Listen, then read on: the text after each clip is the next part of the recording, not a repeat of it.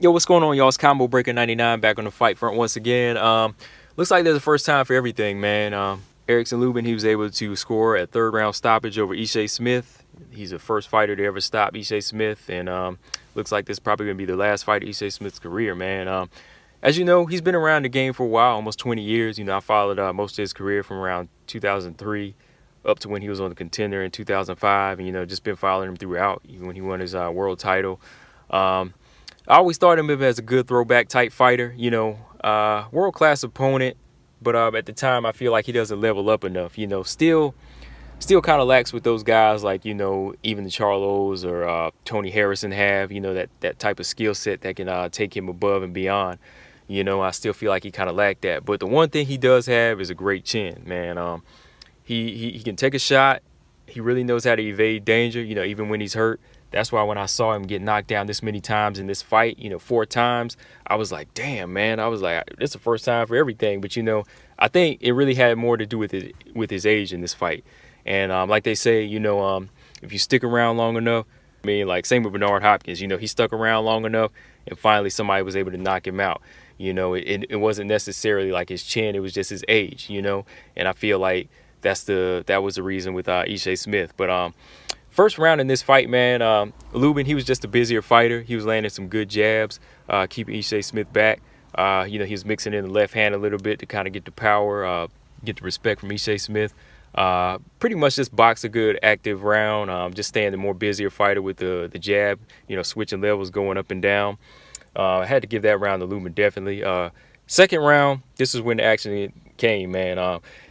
If we didn't have that helicopter angle, I really would have enjoyed this fight even more, man. But Ishe Smith, he went in kind of for a little clinch, you know, kind of pressed the action on Lubin. But Lubin, you know, he was able to kind of spin out a little bit, get it back to the center of the ring. And then Ishe, but Lubin was able to hit him with a really good solid left hand, like right by the neck or behind the ear. You could hear it pop, too, because whenever he hit him with that shot, Ishe's reaction was just to like crumble, man. His legs just fell out from under him. He fell on his back, man. I thought the fight was over there, that first knockdown. But Ishe Smith, like I said, he's tough.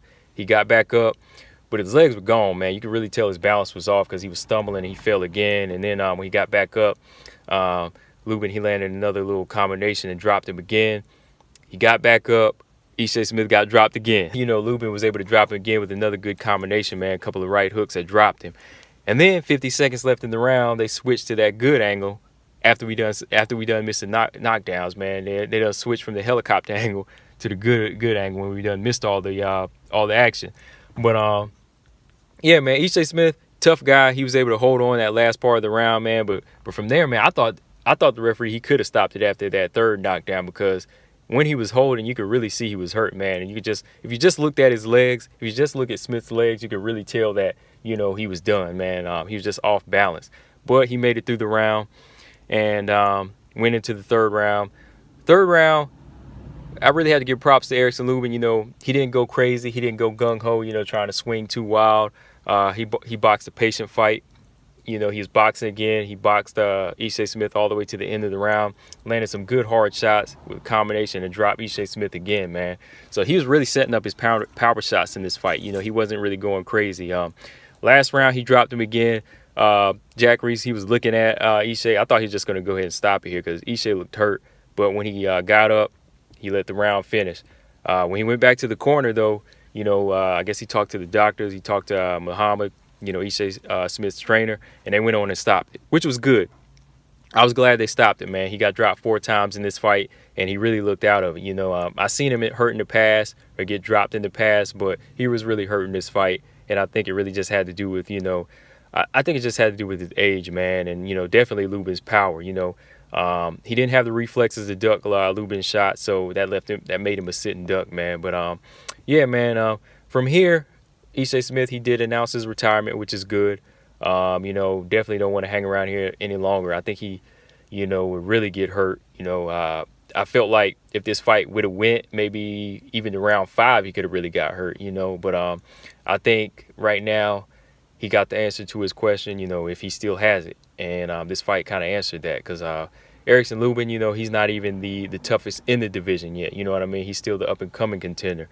And as for Erickson Lubin, I would probably like to see him take a few more fights before he thinks about getting a world title shot, because there's really no rush for him. You know, he's only, what, 23 years old?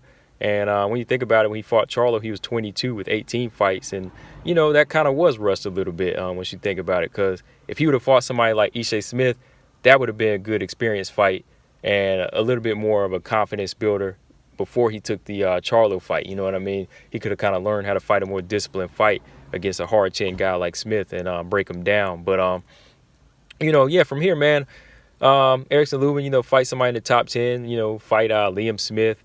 Who else they got? Julian J. Rock Williams. Even for money, Kell Brook.